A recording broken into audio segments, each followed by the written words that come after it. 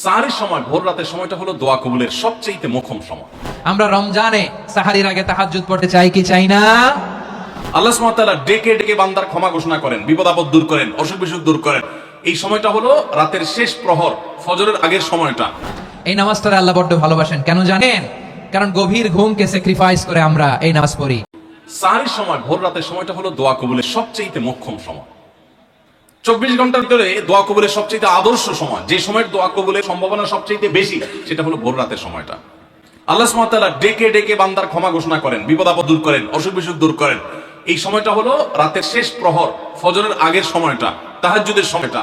11 মাস ধরে আমরা নানা ব্যস্ততার জুহাতে আমাদের তাহাজ্জুদ পড়ার সুযোগ হয় না, ভোর রাতে ওঠার সুযোগ হয় না। ভাইরা আমার, রমাদানের মাস, আপনি তো সাহরি খেতে প্রায় প্রতিদিনই উঠছেন। আপনার যেহেতু সাহরি খাওয়ার উদ্দেশ্যে উঠাই লাগে, তো আপনি কেন এই মাসে সাহরির সময়, ভোর রাতের এই সময়টাতে যখন আল্লাহ সাধারণ ক্ষমা ঘোষণা করেন, ওই সময়টাতে আপনি কেন শুধুমাত্র খেয়ে পরে আপনি মসজিদে চলে যাবেন ফজরের জন্য? অবশ্যই আপনি সাহরি খেতে উঠলে 2-5 মিনিট সময় বের করে বিশেষভাবে আল্লাহর কাছে দোয়ায় মনোনিবেশ করবেন।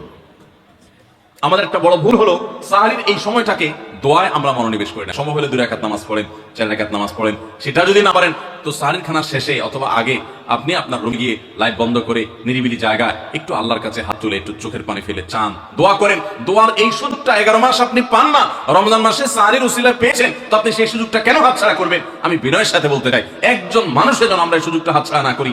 আমি পারতপক্ষে কোনোদিন এই সুযোগটা হাতছাড়া করি না ভাইরা।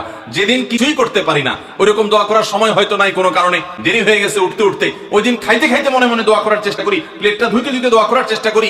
কারণ মুয়াজ্জিন ফজরের আজান যখন দেন, ওয়াক্ত যখন হয়, তার আগ মুহূর্ত পর্যন্ত আল্লাহ তাআলা দুনিয়ার আসমানে আসমানে এসে তারপরে বান্দাকে ডেকে ডেকে বলেন, আল্লাহ মিন মুবতালান, তোমাদের মধ্যে কেউ কি অসুস্থ আছো, ফাআফিয়াহু, আমি তাকে সুস্থতা দান করব।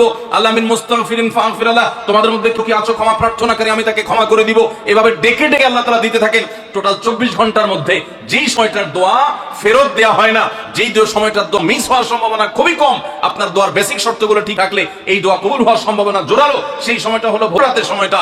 রমজান মাসে এই সময়টাতে দোয়ার যে সুযোগ তৈরি হয়, দোয়ার যে বিশাল সুযোগ আপনি পান, এই সুযোগটা ছাড়া করে আপনি শুধুমাত্র খেয়ে দিয়ে এই সময়টাকে পার করে দেন, এটা কখনো বুদ্ধিমানের কাজ হতে পারে না। এই জন্য রমজান মাসের ভুলগুলোর মধ্যে থেকে একটা হলো যে সাহরির সময়টাতে, ভোর রাতের সময়টাতে, দোয়া কবুলের গুরুত্বপূর্ণ সময়টাতে আমরা দোয়া তো করি না। অনেকে ওই সময় আজকাল সাহরি পার্টি বের করেছেন, তামাশা বের করেছেন, অনেকে টেলিভিশনের প্রোগ্রাম দেখেন। কোন কোন চ্যানেলে সাহরির সময় কোন কোন প্রোগ্রাম, আমরাও মাঝে মধ্যে এগুলো আগে রেকর্ড করা থাকে। সাহরির সময় আমরা টেলিভিশনে প্রোগ্রাম করতে চাই না, আগে রেকর্ড করা থাকে, সেগুলো চলে। এগুলো হলো তাদের জন্য যারা টেলিভিশনে হারাম জিনিস দেখবে, ওই টাইমটাতে সে যেন হারাম জিনিস না দেখে ভালো কিছু দেখে। আপনাদেরকে আমরা বলবো, কখনো ওই ভোর রাতের ওই সময় ইসলামিক প্রোগ্রামও দেখতে যাবেন না। আপনি ওই সময়টা আল্লাহর সাথে কথা বলবেন, ওই টাইমটা ইবাদতের সময়, ওই টাইমটা দোয়া এবং রোজাদারির সময়। আমরা বেশিরভাগ মানুষ এই ভুলটা করি যে রমজানে আল্লাহর কাছে পাওয়ার এই বিশাল সুযোগ আমরা হাতছাড়া করে ফেলি। আমরা এখন থেকে সাহরিতে উঠলে দোয়া করবো তো ইনশাআল্লাহ। আল্লাহ আমাদের সবাইকে তৌফিক দান করুন। তো সাহারির জন্য যেহেতু উঠতেই হয়, সাহারি খাওয়ার আগে বা পরে 2 রাকাত 4 রাকাত তাহাজ্জুদ পড়া যাবে না। রব্বুল আলামিন বলেন, ওয়া মিনাল লাইলি ফাতাহাজ্জাদ বিহি নাফিলাতান লাকা আসা আইয়াবআসাকা রাব্বুকা মাকামান মাহমুদা। ও নবী, রাতের কিছু অংশ সময় তাহাজ্জুদের সালাত আপনি আদায় করবেন, কারণ এই তাহাজ্জুদ হলো আপনার জন্য নাফিলাতাল লাক, অতিরিক্ত ফরজ। আপনাকে মাকামে মাহমুদে অধিষ্ঠিত করবে কে? এজন্য যারা সম্মানিত হতে চান, সম্মানের আসনে যেতে চান, তাদের জন্য তাহাজ্জুদ অবধারিত। আমরা রমজানে সাহারির আগে তাহাজ্জুদ পড়তে চাই কি চাই না? এই নামাজটা আল্লাহ বড্ড ভালোবাসেন, কেন জানেন? কারণ গভীর ঘুমকে স্যাক্রিফাইস করে আমরা এই নামাজ পড়ি। ঘুমের আরবি জানা আছে কারো? ঘুমের আরবিতে কি বলে? অনেকগুলো আরবি আছে। একটা আরবি হচ্ছে নুআস, তন্দ্রা, তন্দ্রা, আমানাতান নুআস, কোরআনে এসেছে। আরেকটা আছে ঝিমুনি, ঝিমুনি, এভাবে ঝিমুনি আসে ঘুমের আগে, এটারে বলে সিনা। এটারে কি বলে? সিনা। স্বাভাবিক ঘুমকে আরবিতে বলে নাউম। স্বাভাবিক ঘুমকে কি বলে? সিনা আর নাউমকে আল্লাহ এক আয়াতে এনেছেন, লা তাখুযুহু সিনাতু ওয়ালা নাউম। আল্লাহর তন্দ্রা নাই, ঘুম নাই, ঘুমের আগে যে তন্দ্রা আছে ওইটাও নাই। তাহলে নুআস, সিনা, নাউম পেলাম। আরেকটা ঘুমের আরবি হচ্ছে হুজুদ। চাঁপাইনবাবগঞ্জ আওয়াজ করে বলেন, আরেকটা ঘুমের আরবি কি?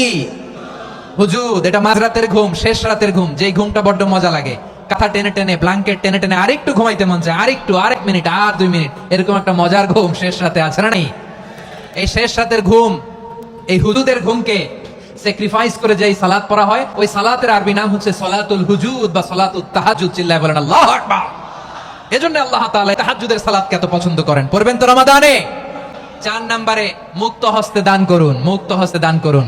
ওয়ামা আতাইতুম মিন যাকাতিন তুরিদুনা ওয়াজহাল্লাহি ফাউলাইকা হুমুল মুদঈফুন। তোমরা মনে করো না যাকাত দিলে তোমাদের সম্পদ কমে যায়, এটা ভেবো না, বরং তোমরা আল্লাহর খুশির জন্য যে যাকাত দাও, তারপরে তোমার যে সম্পদ থাকে ওই সম্পদের মধ্যে প্রবৃদ্ধি দান করে কে? আপনি মনে করছেন দিলে কমে? চাঁপাইনবাবগঞ্জের ভাইয়ের আওয়াজ করে বলেন, দান করলে কি সম্পদ কমে নাকি বাড়ে? আওয়াজ করে বলেন, কমে না বাড়ে? বাড়ে। যেটা দান করেন কামাসালি হাব্বা আম্বাতাত সাবআ সানাবিলা ফি কুল্লি সুমবুলাতি মিয়াতি হাব্বা।